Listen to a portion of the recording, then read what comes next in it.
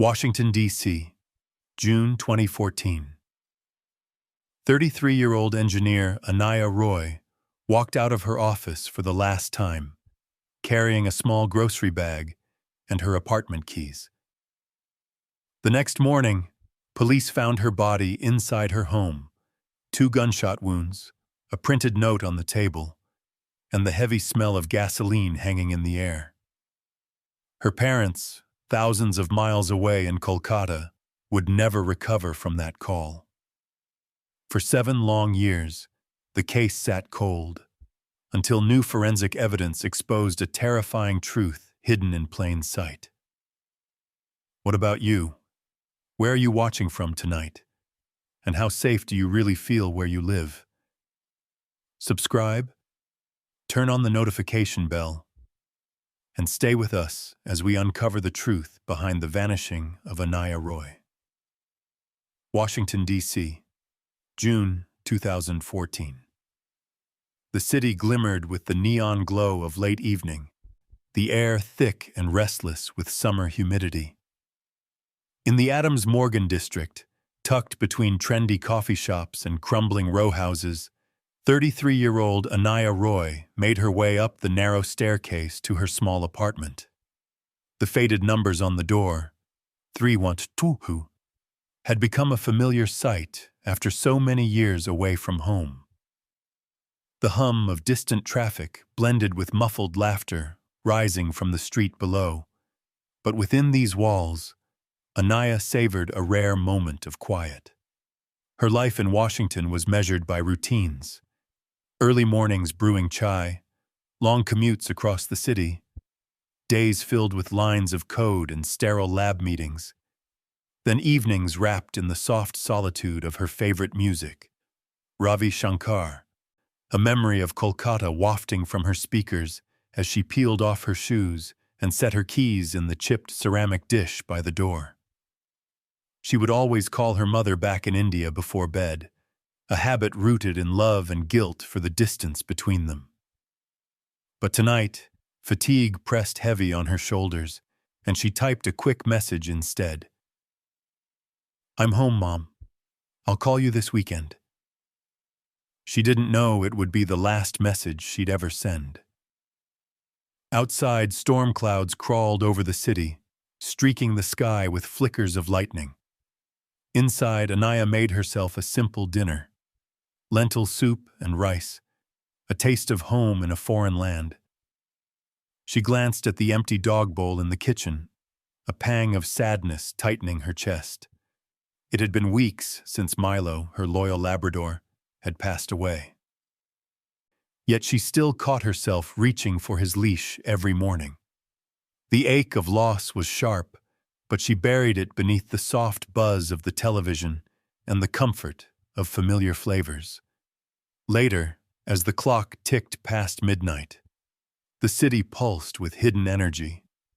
Somewhere across town, the metro rumbled like distant thunder, but in Anaya's apartment, only the hum of her laptop filled the silence. She reviewed work emails, planned out her next project, and checked social media, mindlessly scrolling through updates from friends she hadn't seen in years. To outsiders, her life seemed perfect: a prestigious job at a biotechnology firm, a marriage to Michael Turner, an American systems technician with a gentle smile and a reserved manner, a home in one of the city's most coveted neighborhoods. But beneath the surface, tension simmered like an electrical wire ready to snap. Anaya's friends had noticed the changes over time. Michael had grown distant, possessive. He called her incessantly, questioned her about her coworkers, and pouted when she went out for dinner without him. He'd started arguments over small things: how she dressed, who she spoke to, even the way she cooked her food. Sometimes, neighbors heard their voices rise behind closed doors, a sharp word followed by an eerie silence. Yet, like many women, Anaya had learned to hide the bruises beneath long sleeves, to smile through the pain, to tell herself things would get better if she just tried a little harder. That night, as the wind rattled the window panes and a faint scent of rain drifted in from the alley. Anaya sat at the dining table, staring at the blinking cursor on her computer screen. She opened a new document, typed a few sentences, and then deleted them. There were things she wanted to say, plans she'd been making in secret, questions she needed answered, fears she could no longer ignore. But each word felt heavy, dangerous, as if it might shatter the delicate peace she clung to. In the hallway, the clock chimed once. Downstairs, a car door slammed and footsteps echoed on the stairwell. Anaya glanced at her phone. No new messages from Michael. The emptiness in the apartment pressed in, thick and suffocating. She wondered if he would come home that night. She wondered if she even wanted him to. Somewhere in the city, another young woman was laughing with friends, unaware of the storm gathering miles away. Somewhere, so. A mother held her child and whispered promises of safety. In apartment 312, Anaya Roy poured herself a glass of water, gazed at her reflection in the window, eyes dark with worry, face drawn with exhaustion, and tried to believe that tomorrow would be better. She checked the locks one last time, turned off the lights, and curled up on the living room couch. As sleep crept in, memories of Kolkata, of mango trees, monsoon rains, and her mother's gentle hands drifted through her dreams. The city outside was restless, but within her own walls, Anaya found a moment of calm, a fragile sense of hope. No one knew that this fragile peace was about to shatter. The next morning, as sunlight spilled over the monuments and tourists gathered in the National Mall, police would find her body inside apartment 312, 2 gunshot wounds to the chest, a printed note on the table, and the faint smell of gasoline lingering in the air. The city would be rocked by shock. The headlines would scream for answers, and a quiet software engineer from Kolkata would become the center of a mystery that would haunt Washington for years to come. But on that final night, before the nightmare began, Anaya Roy was simply a daughter, a dreamer, and a survivor, trying to find her place in a world that was never as safe as it seemed. Long before the shadow of tragedy ever touched her life, Anaya Roy was simply a bright-eyed girl from Kolkata, India, a city painted with the gold of sunrise and the rush of human ambition. Her parents, both professors, had filled her childhood home with books and music, expecting nothing less than excellence. From a young age, Anaya absorbed their lessons about perseverance and discipline, but she also developed a spirit all her own, curious, empathetic, quietly determined. Her room in Kolkata overflowed with handwritten notes, math problems scrawled across the backs of envelopes, and cassettes of Indian classical music that played late into the night. Evenings were reserved for stories shared at the family table, tales of ancestors who had fought for India's independence, of women who had defied tradition to chase their dreams. Anaya grew up believing she could do anything, if only she worked hard enough. As she matured, that belief was tested time and again. She excelled in school, outpacing her classmates in science and mathematics, earning the pride of her family and the envy of her peers. But the world was never quite as welcoming as the 4 walls of her parents' apartment. Even as she gathered trophies and scholarships, there were whispers. Girls shouldn't be so ambitious, so outspoken, so willing to leave home. Anaya met each doubt with a polite smile, refusing to let it weigh her down. At 19, after earning a coveted scholarship, she boarded a plane to Washington, D.C., her heart both heavy and electrified with possibility. Her first nights in America were spent wide awake, staring out at the unfamiliar skyline, missing the scents and sounds of Kolkata. But she quickly immersed herself in her studies at George Washington University, where the language of computer science became her comfort and her armor. Surrounded by students from every corner of the globe, Anaya's world grew larger and brighter.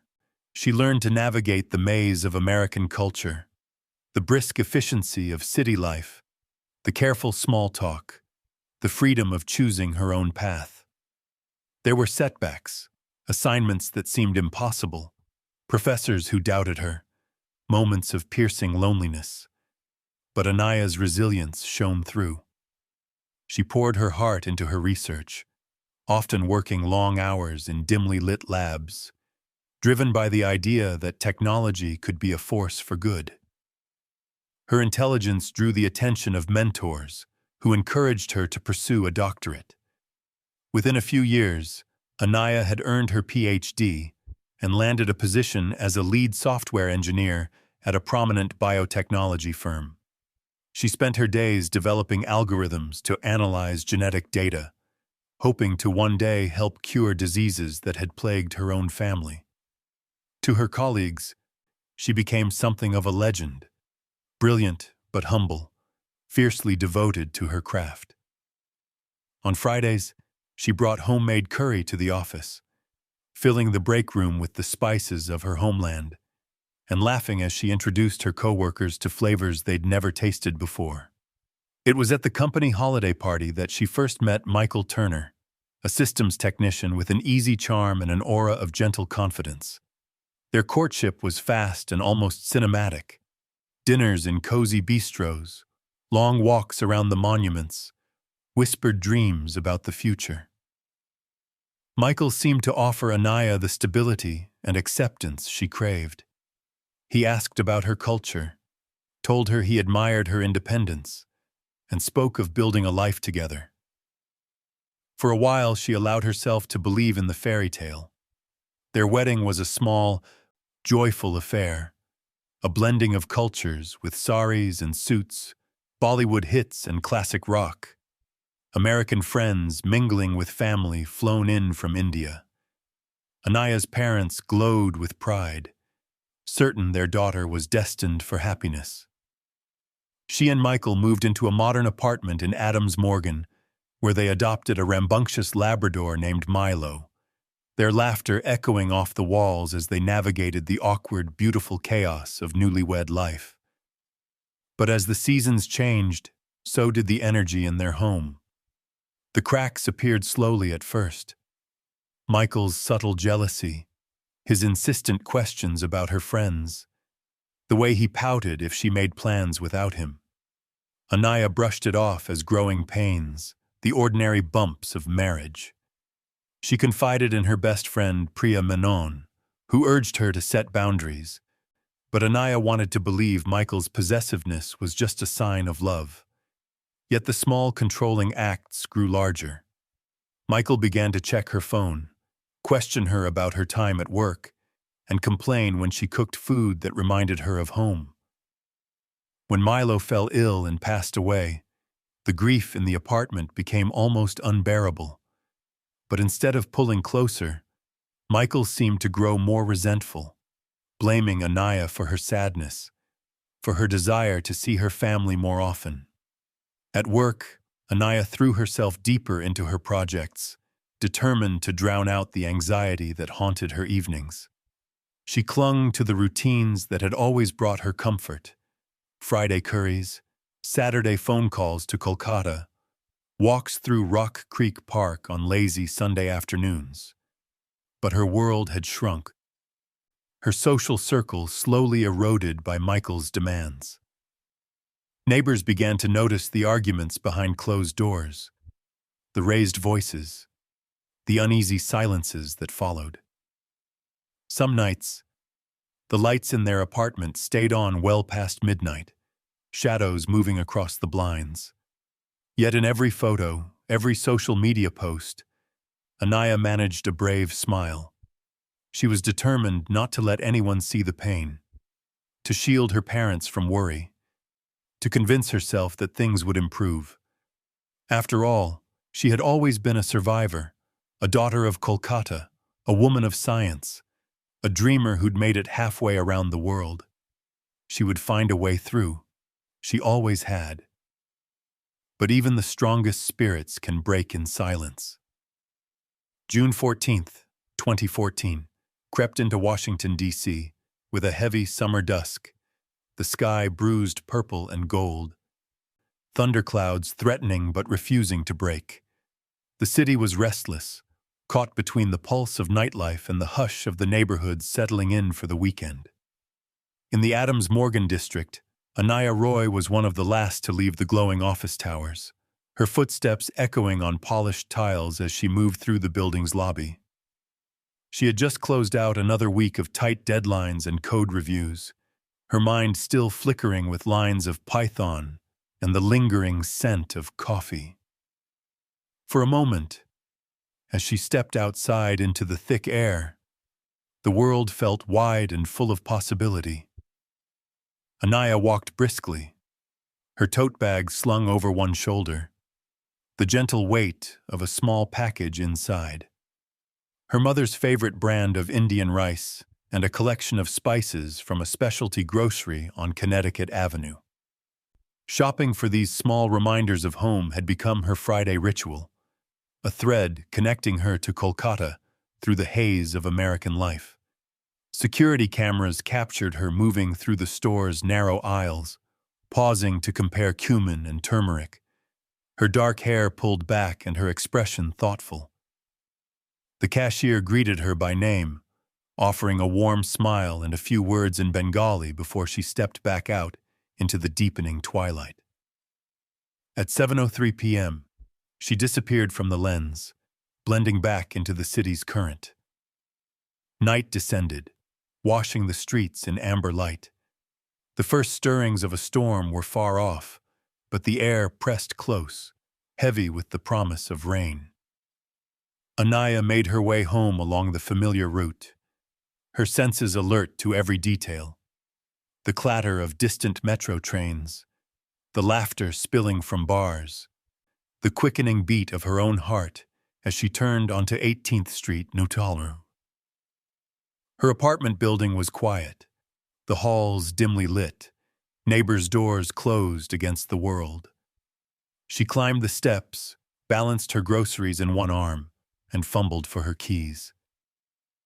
Inside, the apartment felt emptier than usual, as if Milo's absence left a cold spot that couldn't be warmed.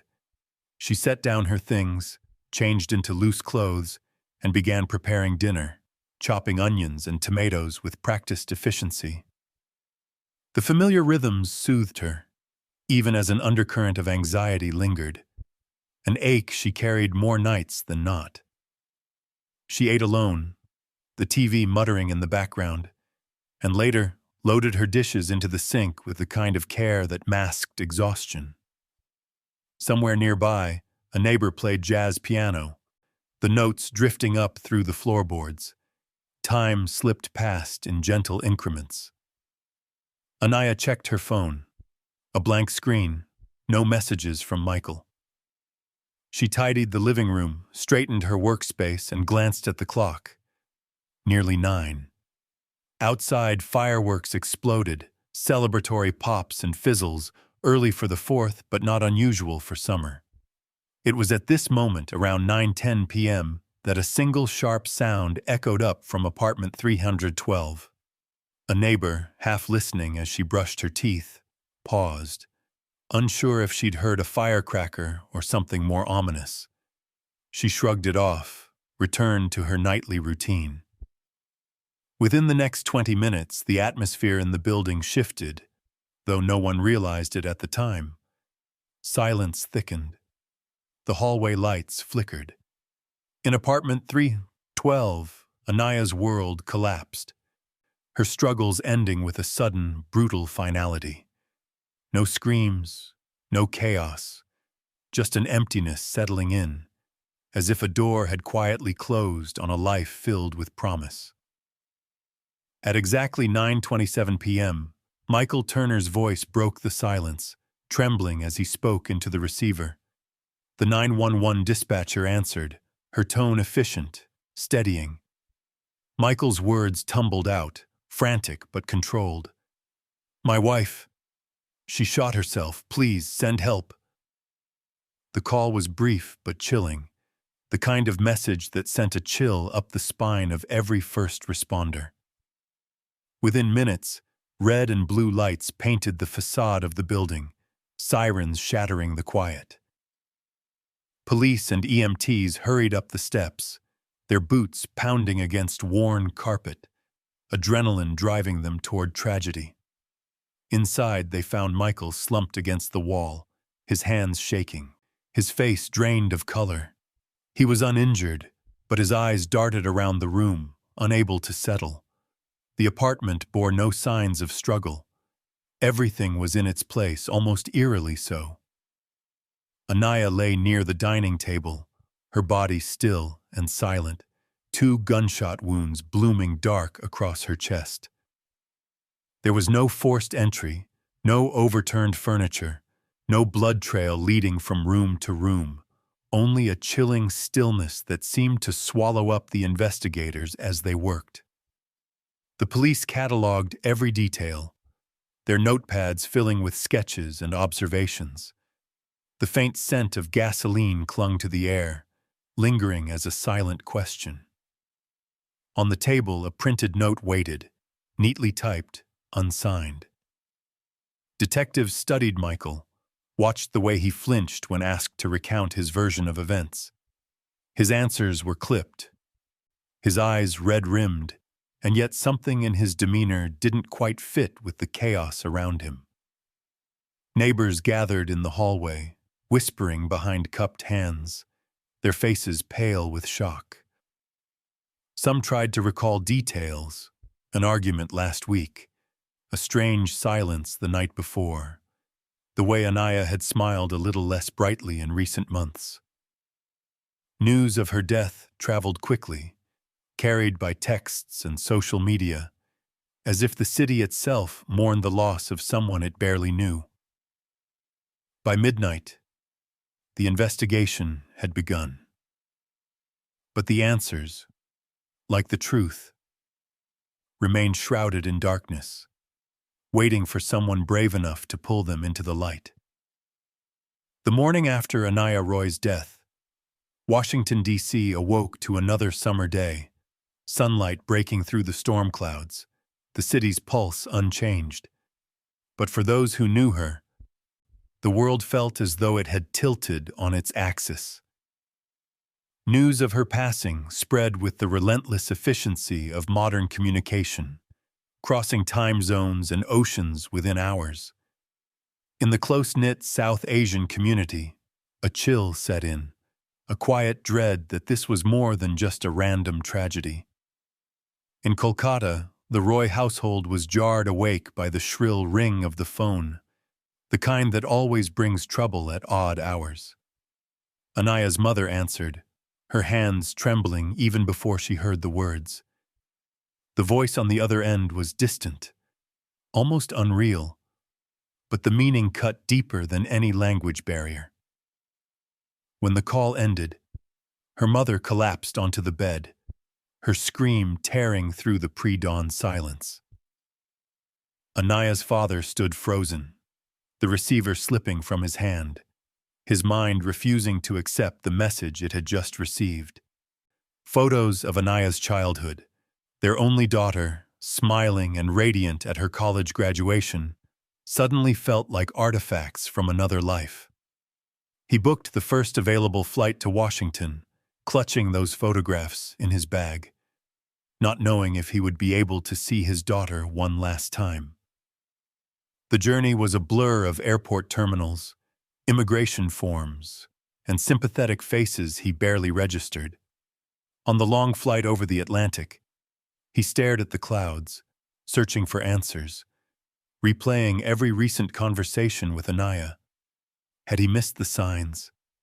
Was there something he should have heard in her last phone call, her last hurried text?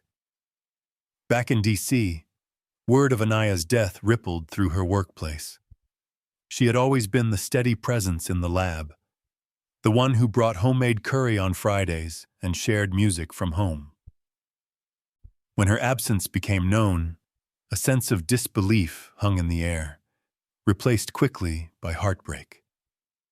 Her colleagues gathered outside the building that evening, holding candles that flickered against the breeze. They stood beneath a hastily made banner. "Justice for Anaya," a simple phrase that tried to capture the enormity of what was lost.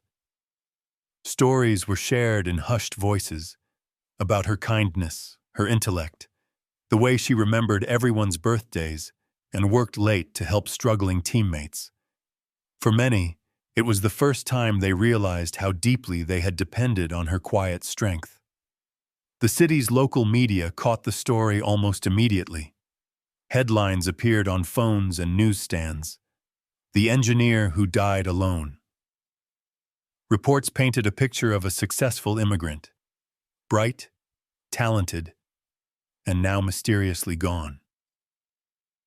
Speculation grew quickly. Some blamed the isolation of immigrant life. Others whispered about marriage troubles or workplace stress. But beneath the surface, a raw anger simmered, especially within the South Asian community. They had heard stories like this before, women who seemed to have it all, yet found themselves trapped in homes that hid more than they revealed. In the days that followed, Anaya's apartment was filled with investigators, her belongings meticulously catalogued and bagged as evidence. Michael Turner answered questions, his voice subdued but steady. He told the police Anaya had been struggling since Milo, their dog, had died. Friends and neighbors recounted recent arguments, the tension that seemed to hang over the couple in recent months. Theories multiplied, but solid answers were scarce. Anaya's parents arrived in D.C. to a world they scarcely recognized. The city was hot and impatient, so unlike Kolkata. Yet everywhere they looked, reminders of their daughter lingered. Her favorite books stacked by the window, the spices she'd just bought still sitting in their grocery bag. They clung to each item as if it might bring her back. At the funeral home, her mother stroked Anaya's hair and sang the lullaby she'd sung when Anaya was a child. Her father, usually stoic and composed, wept openly, the weight of regret too great to carry in silence. In the South Asian community, grief turned quickly to outrage. Women who had survived similar struggles spoke out, sharing stories of isolation and control, of marriages that hid bruises and secrets. At Anaya's candlelight vigil, the air was thick with sorrow, but also with a fierce determination to demand answers. Old friends and strangers alike vowed to keep her memory alive. Her photo, radiant, hopeful, full of promise, was shared thousands of times online, a digital vigil that stretched from D.C. to Kolkata and beyond. Yet for all the public mourning, a deeper grief took root in private. Her best friend Priya Menon struggled to sleep, replaying every conversation they'd shared, every warning she wished she'd given more forcefully. Colleagues found themselves hesitating at Anaya's old desk, expecting her to walk in and complain about the morning traffic. Her parents, lost in a foreign city, moved through the days in a daze, forced to answer endless questions for which there were no comforting replies. Even the city seemed to mourn. Rain fell steadily the day after her funeral, washing the streets clean but unable to touch the sorrow that had settled over all who knew her. For Anaya Roy, the world's attention was too late, a bright future extinguished, a gentle soul gone silent. But as those who loved her gathered in living rooms and offices, on street corners and social media pages, a new determination grew. They would not let her be forgotten. They would ask, again and again, what really happened that night? Who was Anaya Roy beyond the headlines and the sorrow? And why had her story ended this way? From the moment detectives crossed the threshold of Anaya's apartment, A quiet unease settled over the scene. It was the kind of case that demanded careful eyes. A promising young woman gone too soon. The facts uncomfortable and the wounds too recent for anyone to look away. The faint, acrid scent of gasoline still lingered in the air, its threat unfulfilled but unnerving. Photographs, half-packed suitcases, and a printed note on the dining table offered silent clues. To the officers, the scene looked almost too neat. The investigation began, as many do, with evidence painstakingly catalogued and statements recorded. Detectives moved methodically through each room, their senses sharpened by years of routine and instinct. Something about this case, though, felt just slightly out of joint. Anaya lay still near the dining table, 2 gunshot wounds marking the end of her story. Yet the absence of struggle was jarring. The apartment showed no signs of forced entry or violence. No overturned chairs, no broken dishes, not even a footprint out of place. What stood out, first and foremost, was the note. It was a suicide note, but printed, not written by hand. There was no signature, and when the forensics team dusted it for fingerprints, they found nothing, no evidence that Anaya had ever touched the page. The words themselves were cold, almost clinical, the kind of message you'd expect from a template, not a final goodbye. Something in the phrasing felt detached, as if whoever had written it wanted to distance themselves from the pain. Officers shared quiet glances. This was not what they'd expected. Next were the bullet casings. 2 were found, but not where they should have been. Their placement contradicted the story that Anaya had shot herself. Both lay on the far side of her body, as if someone else had stood above her, firing downward, then carefully arranging the scene. The evidence was subtle, but to the trained eye, it hinted at staging, at a narrative constructed in haste and fear. Most troubling of all was the gasoline. It had been poured in a haphazard trail across the living room floor, the intent clear, yet there were no scorch marks, no attempts to actually start a fire. The canister was tucked in the hallway closet, almost as an afterthought. For detectives, it raised questions. Had someone planned to destroy the evidence, but lost their nerve? Or had the show of gasoline been a last-minute attempt to muddle the investigation, to suggest a desperation that never truly existed? Michael Turner, Anaya's husband, sat in the interview room, pale and drawn. His hands trembled as he recounted the night's events. He told police his wife had been depressed since their dog Milo died. He described a woman overwhelmed by grief, struggling to find her footing. But as investigators dug into their records, a different picture emerged.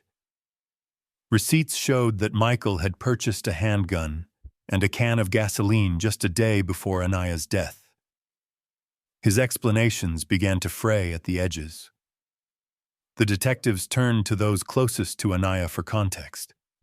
Her best friend, Priya Menon, came forward with a revelation that made the air in the station seem even heavier. She was planning to leave him. She was moving out next week.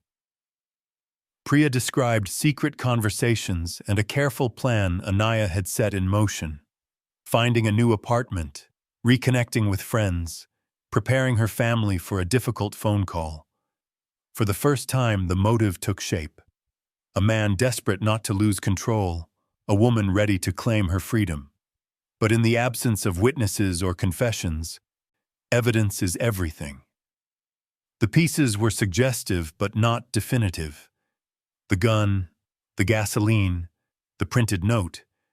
They told a story, but one open to interpretation. Michael had an alibi for most of the evening, checked by security cameras and a few fleeting text messages. The physical evidence, though strange, could not yet conclusively tie him to the act. There was no blood on his clothes, no gunpowder residue on his hands, and no eyewitness to contradict his claim that he'd come home to tragedy. With mounting frustration, the detectives assembled their findings.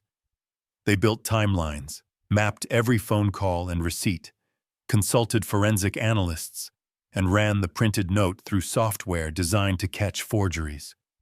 They compared Michael's alibi with his digital footprint and probed every inconsistency.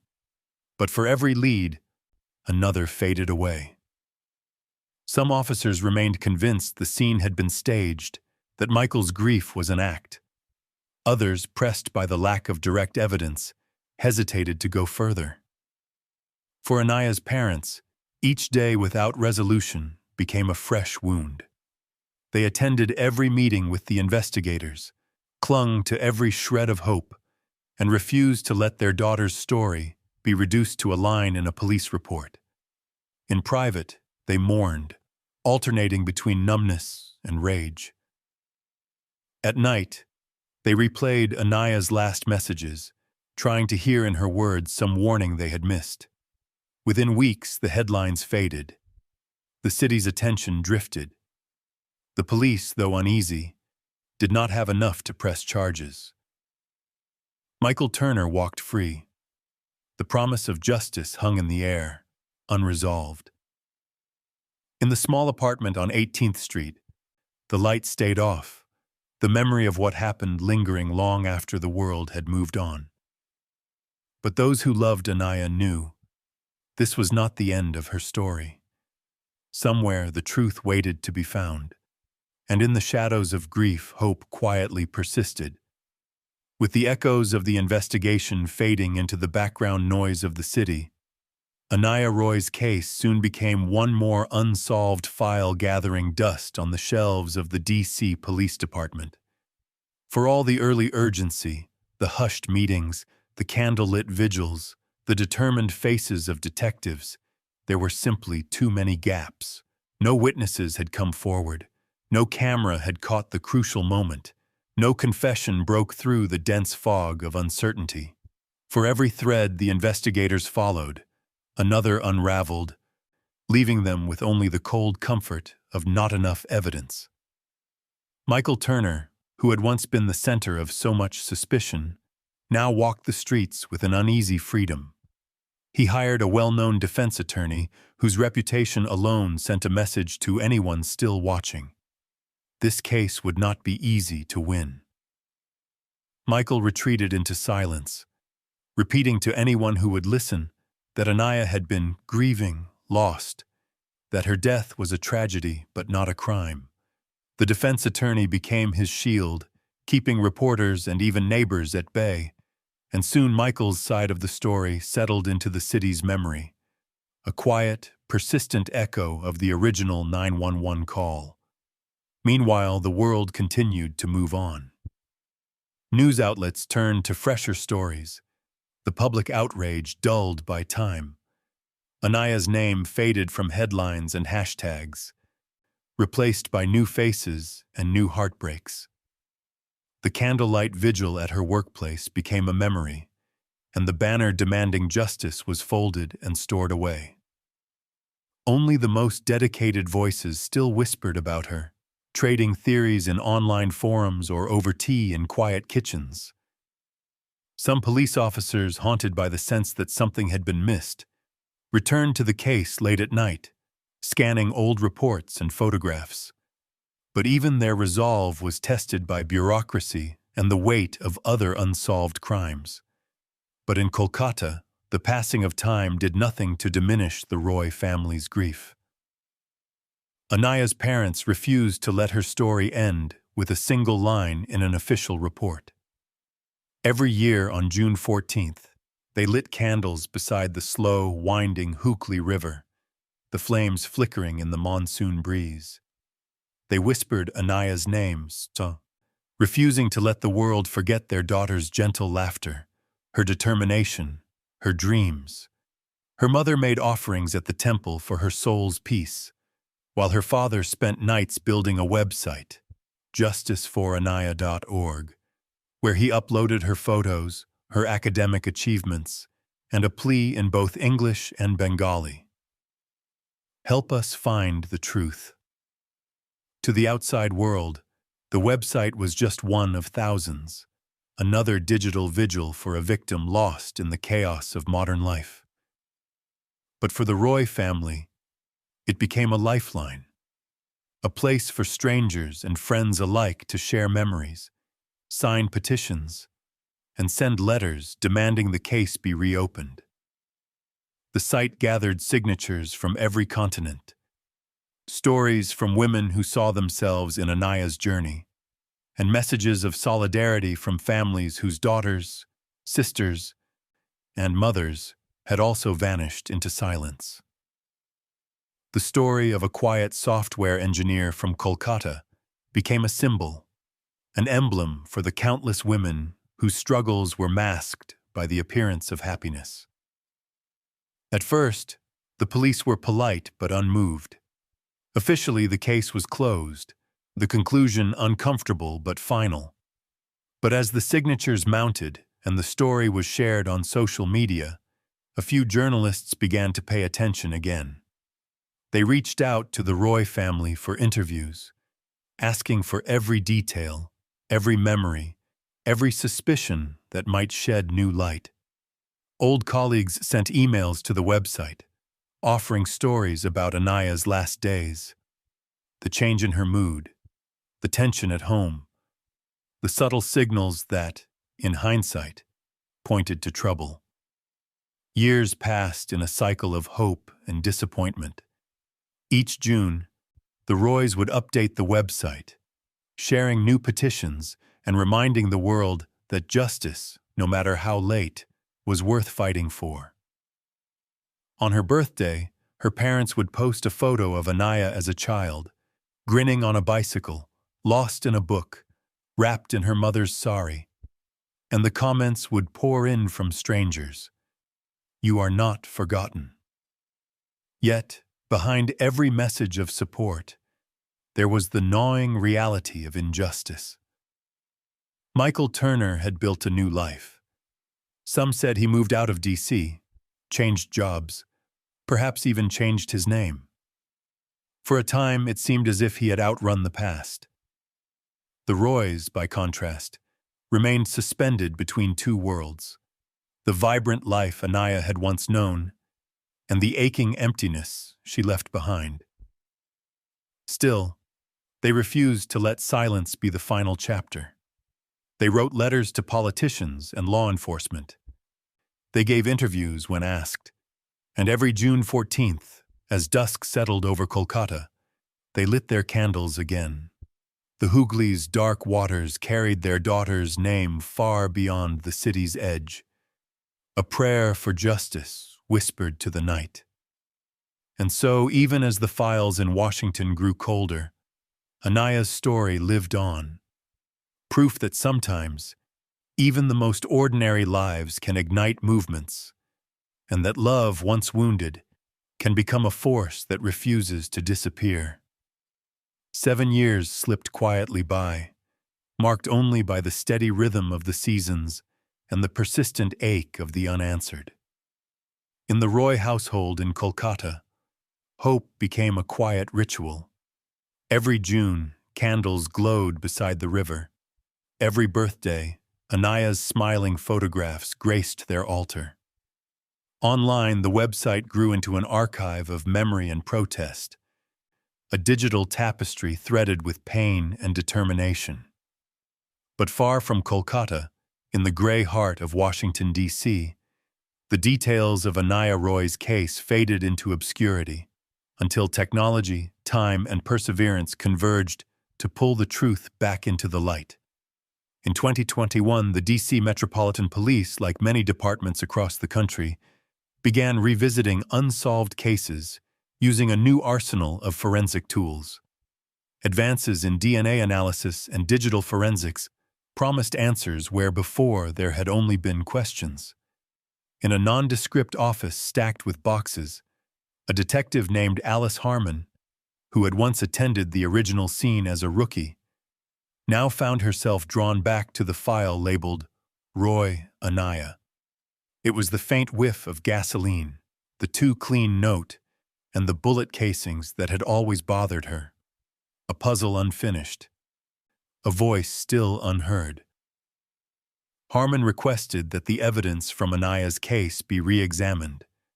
The process was slow and methodical. Evidence was resubmitted to the crime lab, with new swabs taken from the surfaces of the handgun, the printed note, the can of gasoline. In a city awash with tragedy, Anaya's story still stood out. A bright immigrant with no clear enemies. A supposed suicide that left behind too many loose ends. It was the gun that finally whispered the truth. Forensic analysts, using cutting-edge touch DNA technology, identified sweat residue in the trigger guard, minuscule, nearly invisible, but enough to produce a genetic profile. The result came back clear. The DNA inside the trigger guard belonged not to Anaya, but to Michael Turner.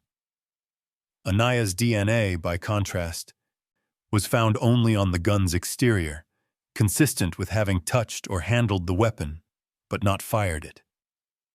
This tiny distinction, hidden for years by technological limitations, now cracked the case wide open.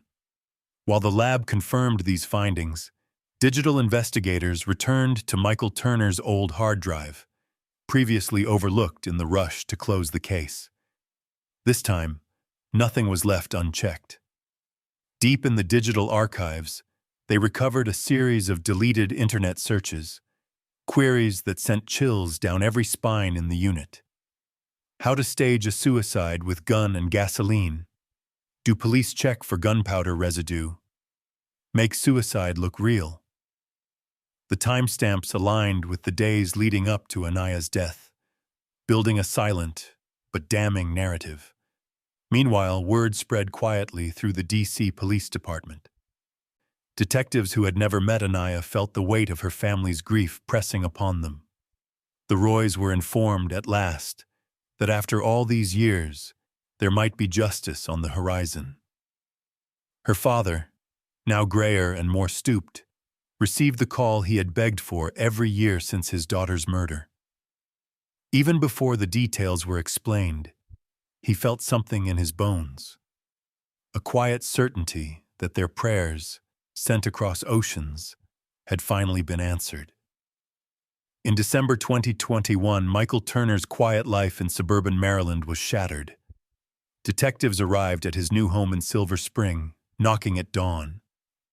Michael opened the door to a squad of officers, the surprise in his eyes flickering into resignation as he realized the fight he had once thought won was now revived.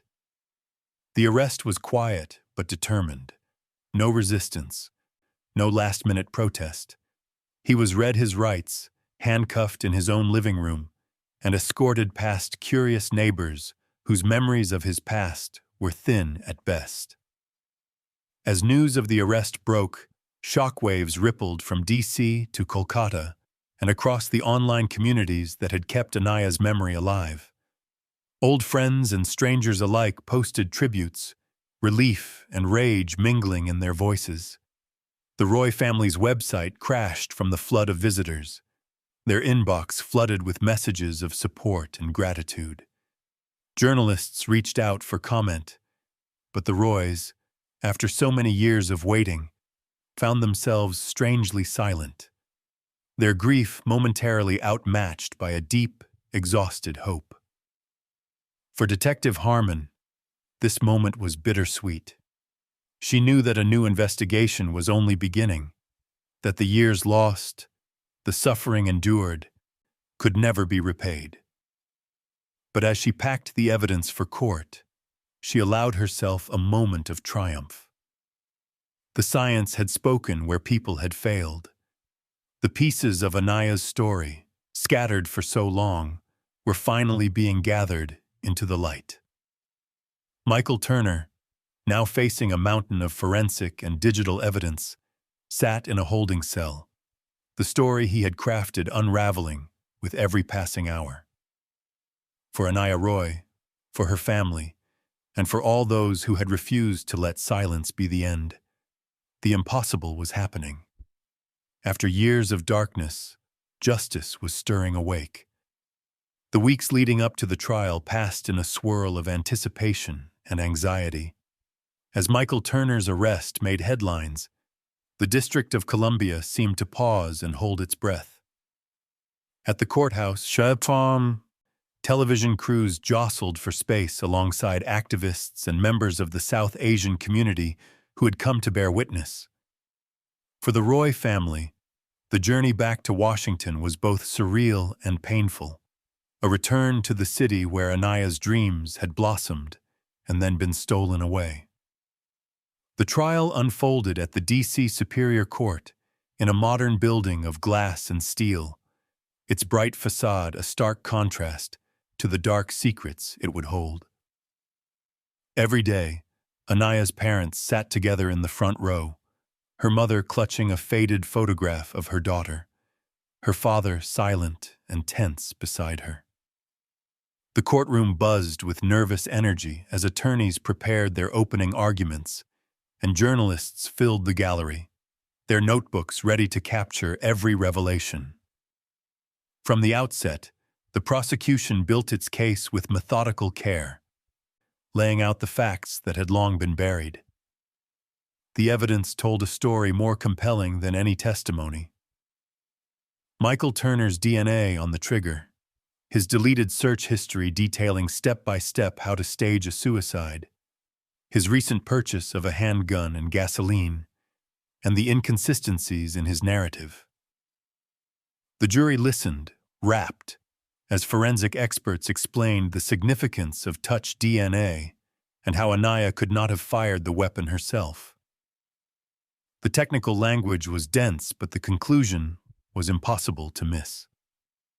Each piece of evidence was a thread, and together they wove an unbreakable net. In his defense, Michael's attorneys tried to cast doubt. They spoke of stress, depression, grief for Milo the dog, a narrative they hoped might seed sympathy or at least confusion. But the evidence, cool and unyielding, left little room for alternate interpretations. Michael himself, pale and diminished by the weight of his own lies, sat stone-faced at the defense table, his eyes avoiding the gaze of Anaya's parents, the prosecutors, and even his own family. The mask he had worn for years was gone, stripped away by 7 years of silence and a cascade of truths he could not stop. Throughout the proceedings, the South Asian community in D.C. and far beyond showed their support.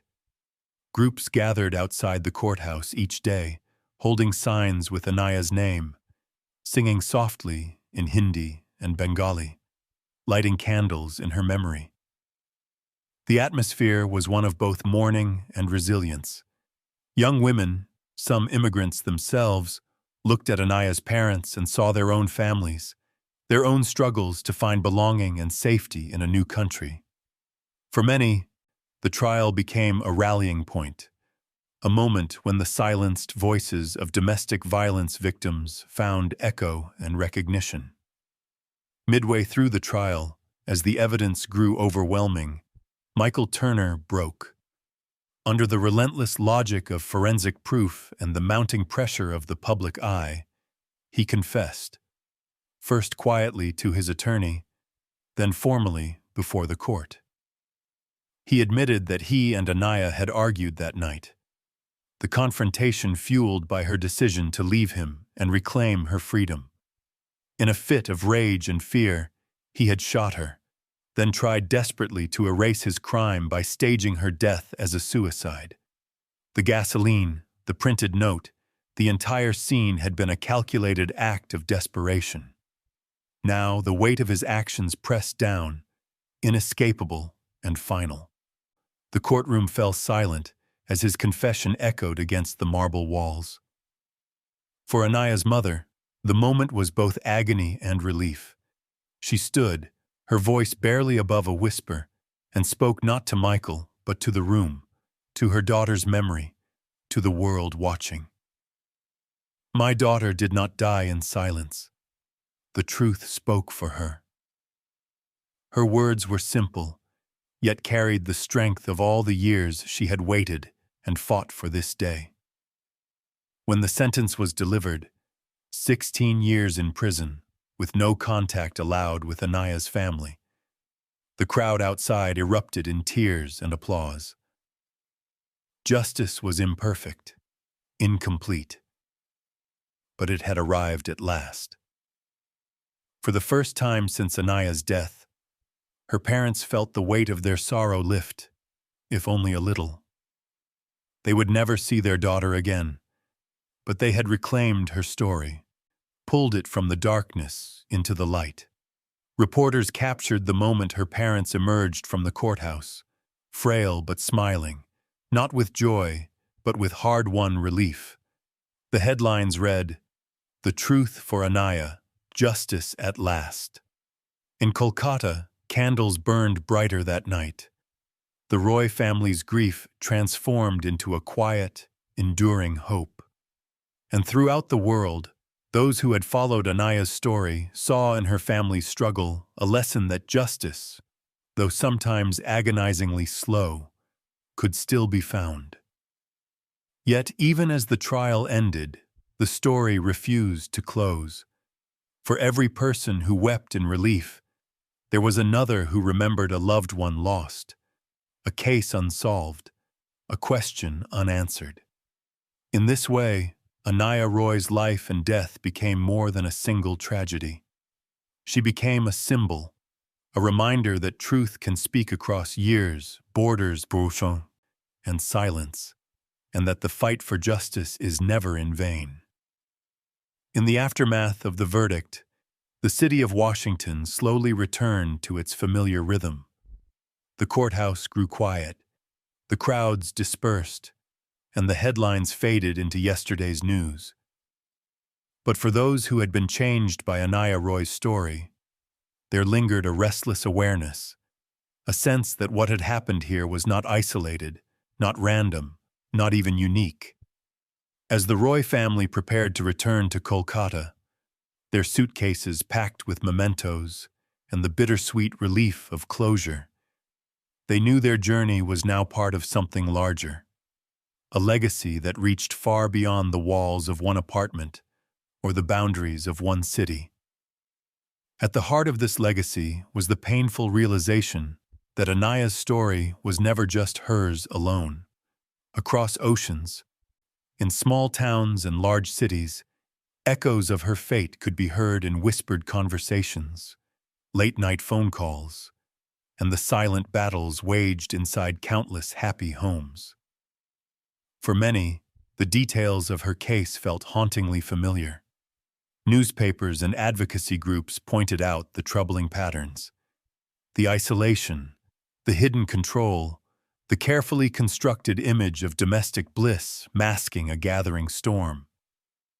It was no coincidence that Anaya's story so closely resembled the real-life tragedy that had inspired it, a crime that unfolded not in Washington, D.C., but in the quiet suburb of Morrisville, North Carolina, in 2023. There, as in the Roy's world, a gifted Indian woman named Nabaruna Karmakar was taken from her family and friends. Her life ended by a husband who wore the mask of the perfect partner. The scene was staged, the grief performed, but the truth refused to remain hidden. In that North Carolina case, just as in Anaya's, the investigation had at first led nowhere. The surface evidence pointed to suicide, the husband's explanations carefully rehearsed. Friends and family voiced their suspicions, but without concrete proof, justice seemed an ocean away. It took the persistence of loved ones, the diligence of detectives, and finally, the power of forensic science to unravel the facade. A strand of DNA, a deleted Google search, a timeline that didn't add up. These became the threads that, when woven together, pulled the truth into daylight. For those who followed both cases, the parallels were impossible to ignore. Nabaruna, like Anaya, was remembered as brilliant, compassionate, and strong. a woman who had crossed continents and cultures in pursuit of her dreams. Her murder became a rallying cry, a painful lesson in how control and violence can hide behind closed doors, masked by the outward trappings of success and happiness. The outcome, too, echoed Anaya's: a guilty plea, a prison sentence, and a family left to grieve what might have been. But the significance of these cases extended beyond the final verdicts. In courtrooms and community centers, on college campuses and social media, people began to ask harder questions. How many women had been silenced by fear or shame, their stories dismissed as private struggles or tragic misfortunes? How many warning signs had been missed, brushed aside by friends, colleagues, or even the law itself? Each time a life like Anaya's or Nabaruna's was lost, the ripple spread further, awakening others to the hidden epidemic of domestic violence that crossed boundaries of class, race, and nationality. For the Roy family, these questions became a new kind of mission. Back in Kolkata, they transformed their grief into activism, speaking at universities and advocacy groups, partnering with NGOs that supported women at risk. JusticeForAnaya.org evolved into a hub for resources, survivor stories, and urgent calls to action. They offered support to families navigating similar tragedies and urged lawmakers to strengthen protections for women, both in India and abroad. Anaya's mother, once so quiet, found herself comforting strangers from across the world, her own loss giving her words the power to heal. In North Carolina, Nabaruna Karmakar's family did the same. They honored her memory by working to ensure her death was not just a cautionary tale, but a catalyst for real change. Together, these families, separated by continents, united by heartbreak, began to forge a chain of remembrance and advocacy, their voices echoing far beyond their private pain. Meanwhile, for survivors still living in the shadow of control and violence, Anaya's story became both a warning and a beacon. Organizations cited her case in campaigns, using it to spark conversations in places where silence had always prevailed. Her face appeared on posters and websites, her legacy written in countless languages. Young women, especially immigrants living far from home, found in her story the courage to reach out, to confide in a friend, to take the first step toward safety. In the end, the story of Anaya Roy and the real-life tragedy that inspired it became more than an account of loss. It became a mirror held up to society, demanding reflection, honesty, and action. Each time someone learned her name, signed a petition, or whispered a warning to a loved one, the circle of her legacy widened, touching lives she could never have known. Justice, though never perfect or complete, had found its way, carried by the determination of those who refused to let her memory fade. And so, as the world continued to turn, the lesson endured. Sometimes, the most important stories are the ones that refuse to remain silent, even after the last page is turned. Long after the trial ended and the headlines faded, Anaya Roy's memory persisted like a quiet song that would not be stilled. For her parents, the rhythm of daily life was changed forever. They learned to move through the world with an invisible wound, a sense of loss that shadowed even the smallest joys. Every corner of their Kolkata home was touched by Anaya's spirit. Her old books gathering dust on the shelf, her childhood drawings carefully preserved, the faint scent of her favorite perfume still lingering in the air. Her absence was both everywhere and nowhere, a silence that asked for remembrance, not forgetting. Yet, as time unfolded, grief did not remain simply a heavy burden.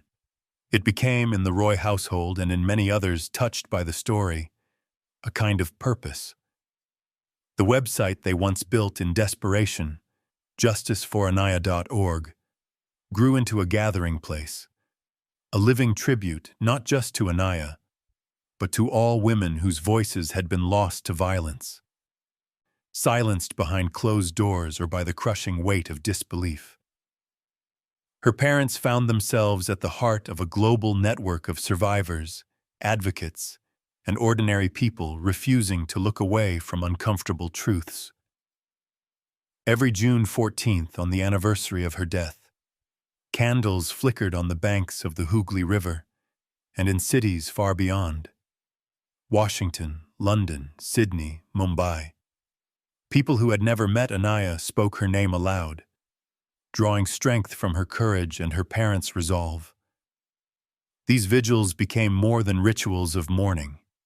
They were calls to action, reminders that justice is not just the work of courts and detectives, but of entire communities, of friends who ask hard questions, of co-workers who reach out, of neighbors who refuse to accept silence when something feels wrong. In universities and advocacy groups, Anaya's story became a teaching moment.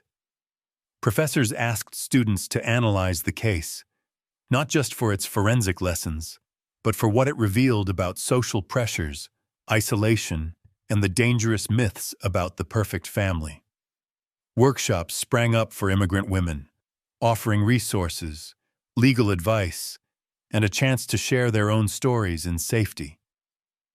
Community leaders, inspired by the Roys, began to speak more openly about domestic violence, challenging the old shame that kept so many suffering in secret. In this way, Anaya's life became more than the sum of her achievements or the details of her death. She stood as a symbol, a reminder that intelligence, talent, and outward success could not guarantee protection from harm, but also that vulnerability could become a source of collective strength. Her story was woven into the fabric of a larger movement, one that crossed borders and languages, linking people who might otherwise have remained strangers. At the heart of this movement was a simple lesson: that silence is never the answer. Anaya's mother began to end every public appearance with the same words: "If you, or someone you know, are living in fear or control, please speak up. Ask for help. Silence protects the abuser, not the victim." The message resonated, especially with young women who saw in Anaya a reflection of their own dreams and struggles. One act of awareness, she would remind them, could save a life. Sometimes, it was enough to notice a friend withdrawing, to ask gentle questions, to be persistent even when the answers were uncomfortable. In the months and years after the trial, stories poured in from around the world. Some were tales of survival, women who had found the strength to leave, to start anew, inspired by Anaya's example. Others were tributes from families still seeking justice, sharing photos and memories as a way of keeping their loved ones' spirits alive. Each message added a thread to the tapestry, turning private pain into public resolve. The Roys took comfort in this, though the cost had been almost unbearable. In interviews, they spoke less of Anaya's death and more of her life, her laughter, her intelligence, her deep kindness, and her belief that technology could help heal the world. They offered thanks to the police officers and scientists whose persistence had cracked open the case, and to the strangers who had carried their daughter's name across continents, refusing to let her fade into obscurity. Justice, they knew, could not bring Anaya back. But it could give meaning to her suffering, and perhaps spare others from the same fate. It was not a gift, but a responsibility, a torch to be passed from one person to the next, never letting the darkness settle without a fight. As another June dawned over the Hooghly, Anaya's parents stood together in the early light. candles trembling in their hands. They whispered a prayer for peace, not only for Anaya, but for every woman whose story remained untold. Their grief was gentler now, shaped by hope as much as sorrow. And so Anaya Roy's legacy endures, in every act of courage, in every demand for justice, in every life saved by a single moment of awareness. Some wounds, the Roys came to believe, can only be healed by truth, spoken bravely, carried forward by those left behind. Some wounds can only be healed by truth. Subscribe, turn on the notification bell, and join us as we keep telling the stories that demand justice for those who can no longer speak.